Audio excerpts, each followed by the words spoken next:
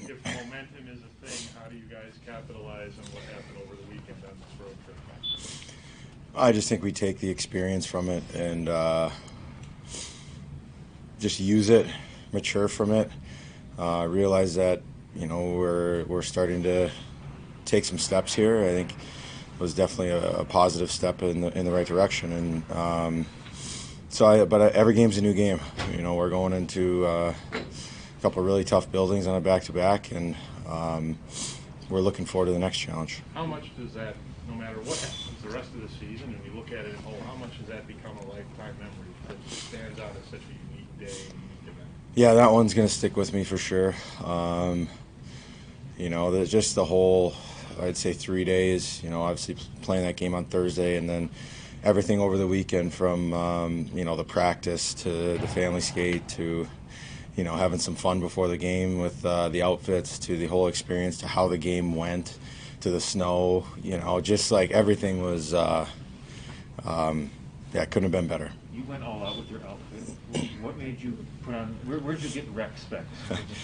Well, I wore them in the Winter Classic in 18, I think, for warm-ups, so I ordered a couple pairs, and I wanted to wear the blue ones for warm-up, so I just threw those on for the other ones on for the outfit. What did your kids say about the way Dad was dressed there?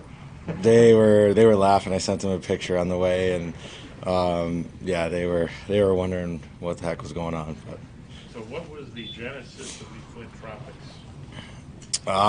Well, we had originally planned to go Canadian tuxedos, and obviously Tampa did that in Nashville a few weeks ago, so then we started scrambling, and we had a backup idea, but it was a little bit underwhelming, and then we were just sitting talking about it, and we're like, we should do that. Eeks mentioned it, and everybody was like, yep, let's do it. So that's what happened.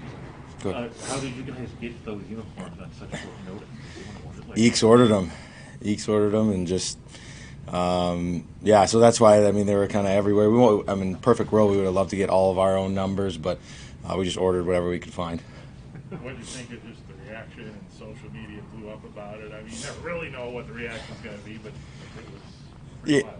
Yeah, I don't know. I'm not a huge social media guy. I don't have Instagram or, I go on Twitter occasionally, but, it was a good bit of fun, and, obviously helped the way that we came out and played the game, and, but those experiences are something that our guys are going to remember for a long time, and I was just really happy and proud of the group that we were able to have some fun, but then dial it in and buckle down and play a really good hockey game.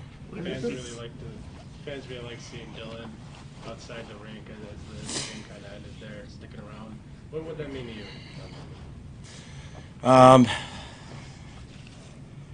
That whole sequence of events was, I think it was a pretty big moment for our team. Obviously the cross-check was from Matthews was not good, and I don't care that he's their best player. When you do it to, arguably our best player, then you're gonna get a response. I don't care who you are on the other team, and I think that that's what that showed, and Dylan did a great job, and he obviously wanted to be around for the celebration, and so he just hung out there, and Tomer and I were in the box, and obviously Terry's going over and talking to him, and it was just the whole thing was pretty cool. As one of the captains, what's it been like for you to see these kids grow? After the game, Darlene wanted to talk about that. He goes, I want to talk about cousins. How we're all brothers right now, Yeah. and how they've kind of you've developed into brothers like that. What has that been like, you just to see this development with these young guys as you've gone along here?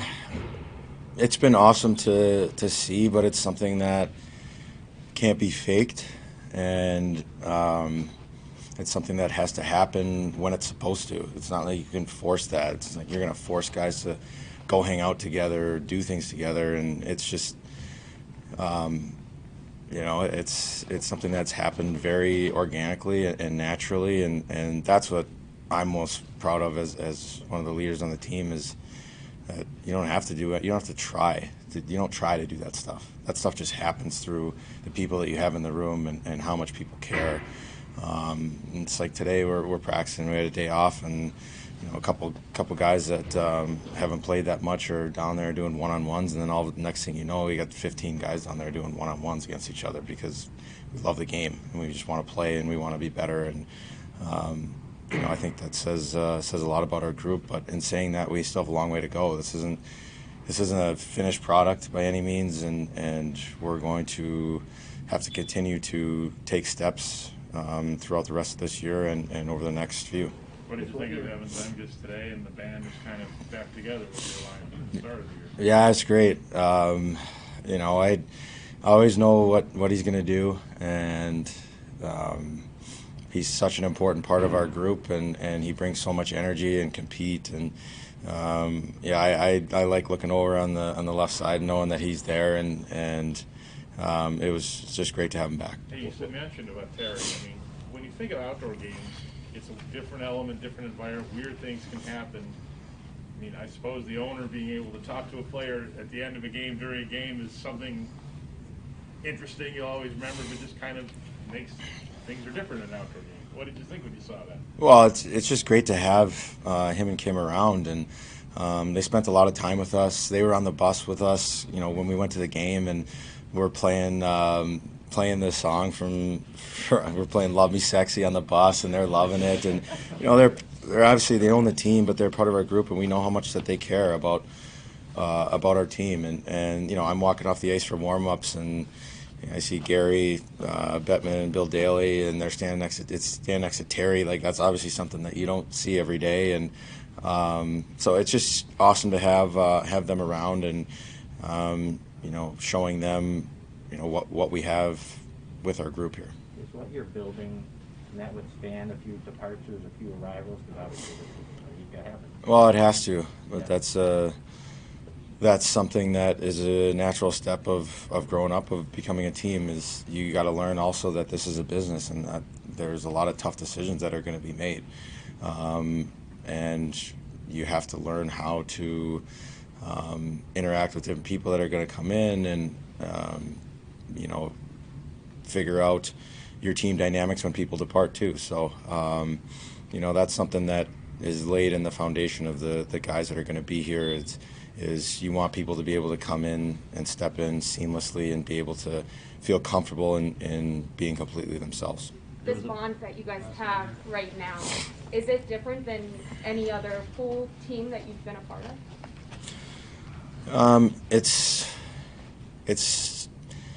It's different, yes. It's similar to the bond that we started to form when I was on the island.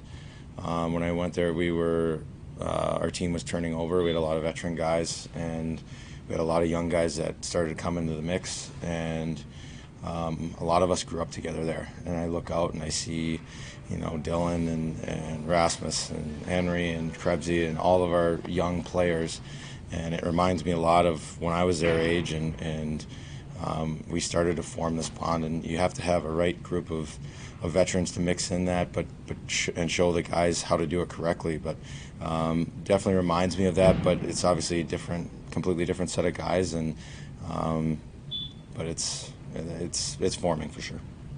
Thanks.